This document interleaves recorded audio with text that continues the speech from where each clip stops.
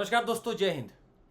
रतन टाटा साहब अब हमारे बीच में भले ही ना हो, पर इनकी यादें, इनके बहुत सारे ऐसे कारनामे, इनके इंडस्ट्री में योगदान, लोगों की तरफ कंपैशन, जेनरोसिटी, ह्यूमिलिटी, बोलने का अंदाज आज और हमेशा हम सभी के बीच में रहेगा।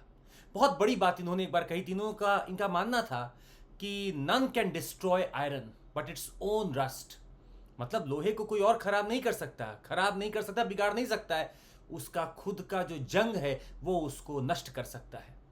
उसी तरह किसी व्यक्ति को नष्ट करने के लिए कोई और जिम्मेदार नहीं होता, उसका खुद का मानसिकता हो सकती है। रतन टाटा साहब एक बहुत बड़ा नाम है इंडस्ट्रीज के फील्ड में, फिलेंथ्रॉपी की दुनिया में, एजुकेशन के फील्ड में, और यहाँ तक कि साइंस एंड टेक्नोलॉजी या हेल्थ की बात अगर करें, बहुत बड़ा नाम है। और ये नाम हमारे बीच में हमेशा स्वर्णिम अक्षरों में गढ़ा जा चुका है।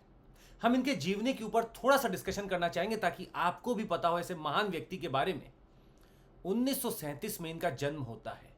ये सूनू और नवल टाटा के बीच जो एक शादी हुई है उसके ये वहाँ से 1937 में ये बॉर्न होते हैं, इनका बर्थ होता है।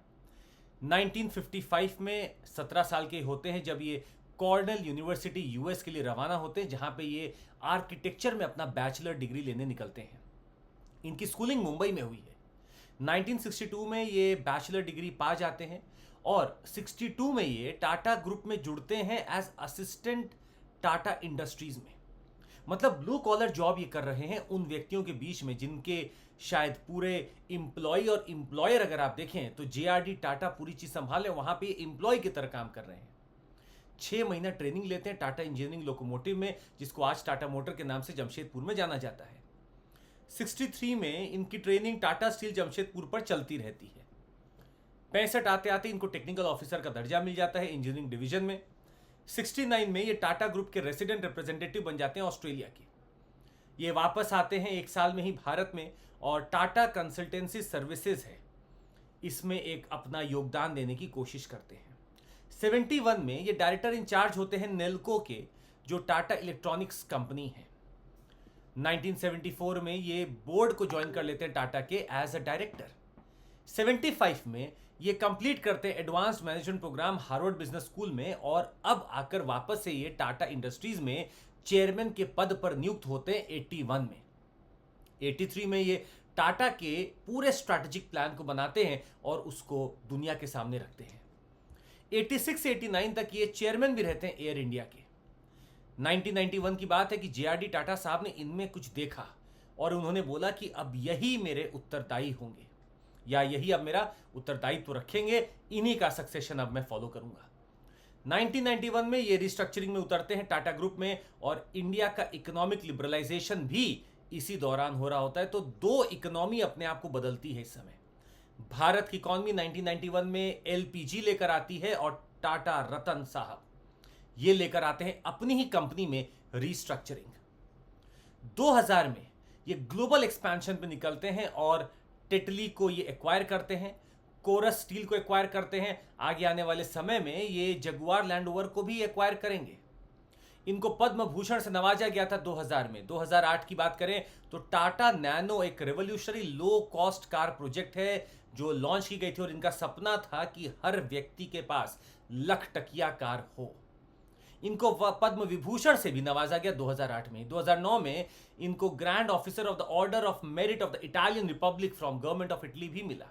इनका कंट्रीब्यूशन पारसिस कम्युनिटी में भी अच्छा खासा रहा है, पर इनके बाद में इनके जहन में एक बात बहुत क्लियर थी, भारत और भारतीय जहां मिलेंगे, जैसे मिलेंगे, ये उनके लिए हमेशा तत्पर रहेंगे।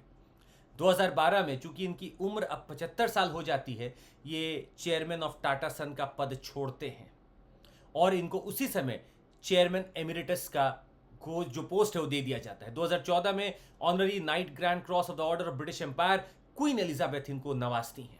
2016 से 17 में वापस से ये चेयरमैन ऑफ टाटा ग्रुप को एक्वायर करते हैं या पद पर जाते हैं, क्योंकि साइरस मिस्त्री जो 2012 से 16 तक थे, कुछ ना कुछ टसल होता है जहां पर इनको वापस से जरूरत पड़ती है। इसके बाद चंद्रशेखर साहब आ जाते हैं, चंद्रशेखरन साहब आ जाते हैं, और 2024 10 अक्टूबर ये पास हो जाते हैं।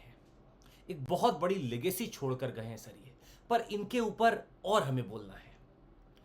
सर रतन टाटा साहब ने एक चीज सिखाई हमें कि कैसे आप खामोश रहें और अपनी सक्सेस को बोलने दें। कैसे आपका जब कोई बेइज्जती कर रहा है, ह्यूमिलिएट कर रहा है, आप मुस्कुराएं। पर आप मुस्कुराते हुए भले ही समय लगा होगा आपको, पर आपने जो रिवेंज लिया सर, वो हम सबके दिल में हमेशा हमेशा एक सीख रहेगी। 1998 रतन टाटा साहब का एक आइडिया था कि हम पैसेंजर कार में घुसेंगे। इन्होंने टाटा इंडिका चालू किया। सोचिए उस समय टाटा इंडिका कोई पहचानता भी नहीं था, वो चालू किया। भारत की पहली हैचबैक थी डीजल इंजन के साथ।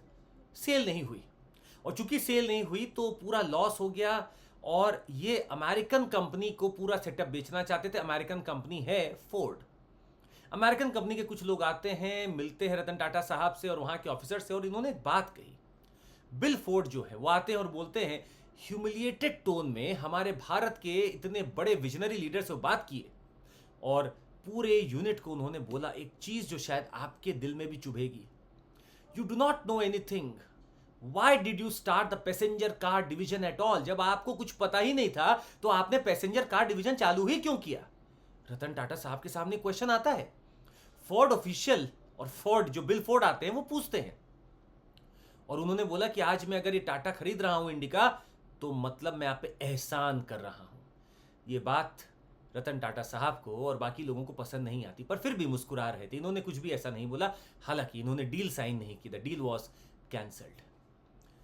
समय बीतते समय नहीं लगता सर।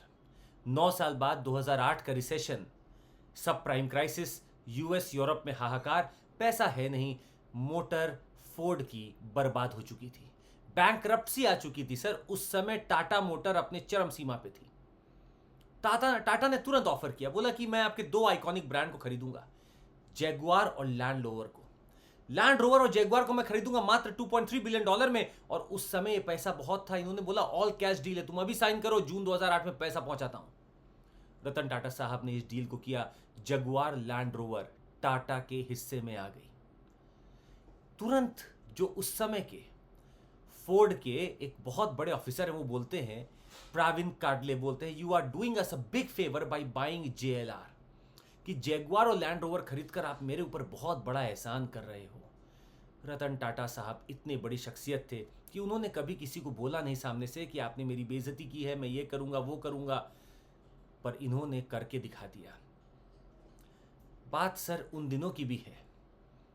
एयर इंडिया टाटा के घराने में ही जन्म लेने वाली एक एयरलाइन है, परंतु उस समय का रुझान ऐसा था कि सब कुछ नेशनलाइज कर लिया गया था, और 1953 में एयरलाइन जो एयर इंडिया थी उसको नेशनलाइज कर लिया गया था। ये टाटा की थी, 1932 से चल रही थी, 1953 में इसको नेशनलाइज कर लिया गया था। हालांकि जो जेआरडी टाटा साहब थे वो इसके चेयरमैन बने रहे 70s तक, पर सरकार ने प्राइवेट एयरलाइन से मना कर दिया, बोला कि प्राइवेट एयरलाइन कोई नहीं चलाएगा, और उस समय थी भी नहीं।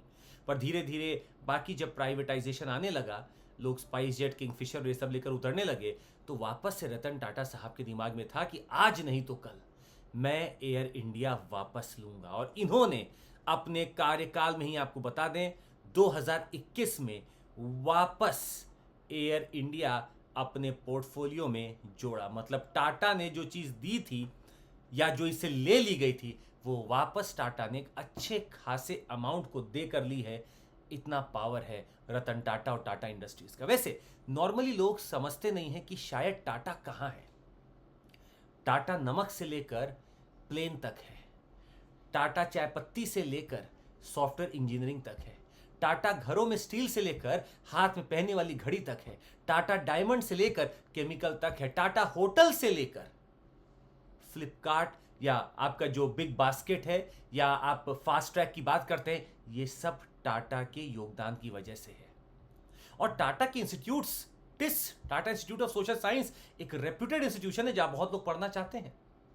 National centre for performing arts, Tata memorial hospital, Tata medical centre Kolkata, ये सब इनके इंस्टीट्यूट्स हैं। 100 से ज्यादा कंपनियां, और आप Westside, Croma, Tanishq, Tetley, Tata salt, Fastrack, air Asia, Vistara, Tata Starbucks, ये सब आप सुनते हैं, ये सब टाटा है, टाटा का ग्रुप है। और अगर आप मार्केट कैपिटलाइजेशन देख रहे हैं तो भले ही फैक्ट पुराना है, पर आप सोचिए 8 लाख करोड़ की तो अकेले टीसीएस है। इसके बाद में सारी कंपनियां आपको दिख सकती हैं।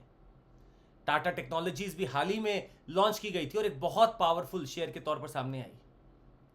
हम आपको एक और वाकया बताना चाहेंगे। ये कंपैरिजन है।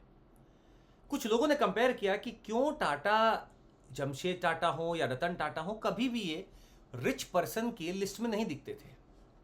और सर कहीं से भी छोटे नहीं। अगर आप इनके बिजनेस देखें तो कहा जाता है Ambanis are true businessman, however Tatas are true industrialist. Tata लोग इंडस्ट्रियलिस्ट है, बड़े काम।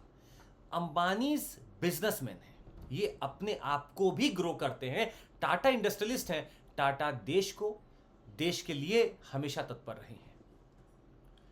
क्वेश्चन यही था कि why Ratan Tata never comes in top richest list, ऐसा क्यों नहीं कभी आए। इसका आंसर सुन लीजिए।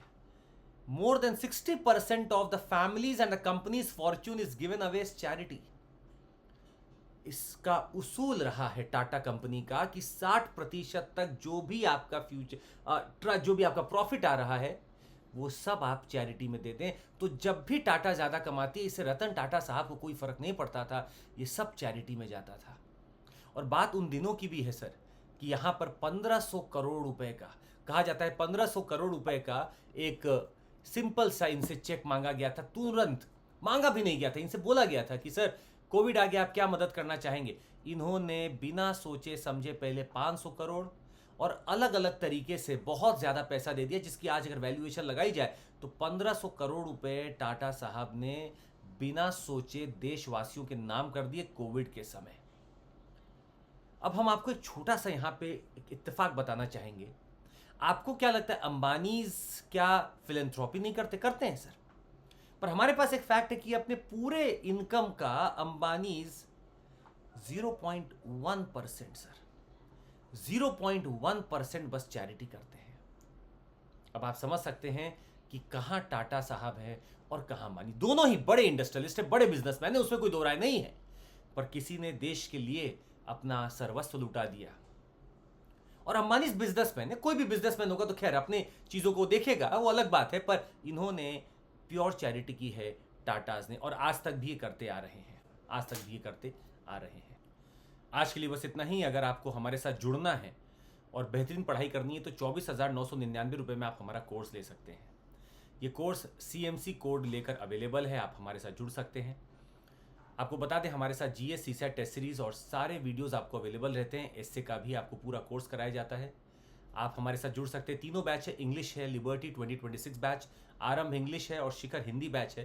अक्टूबर 11 से सब चालू हो रहे हैं। CMC कोड लगाइए और जुड़ जाइए हमारे साथ, आपको फ़ायदा मिलेगा। साथ ही में अगर आप आइकॉनिक सब्सक्रिप्शन लेना चाहते हैं तो आपके पास बहुत सारे फायदे मिलते हैं। ऑफलाइन रिकॉर्डेड क्लासेस मिलती हैं, डेली आंसर राइटिंग है, डेली कंटेंट है, आस्क का डाउट सेक्शन है, सब आपको मिलता है। CMC कोड लगाकर आप यहाँ पर भी जुड़ सकते हैं। बहुत बहुत धन्यवाद। जय हिंद, नमस्कार, जय हिंद।